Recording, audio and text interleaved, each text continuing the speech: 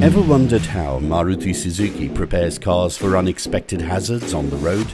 It's by putting them through numerous destructive and indestructive stringent tests.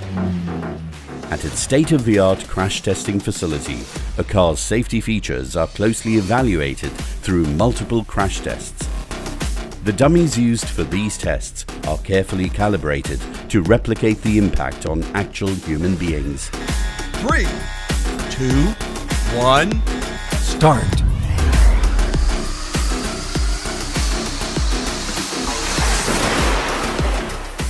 The crash is then carried out to study front and side impact on the cars as per Indian regulations.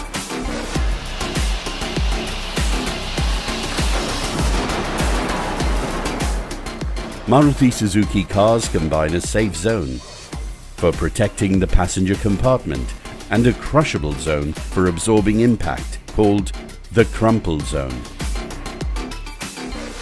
A car undergoes more than 50 crash tests before it is introduced in the market.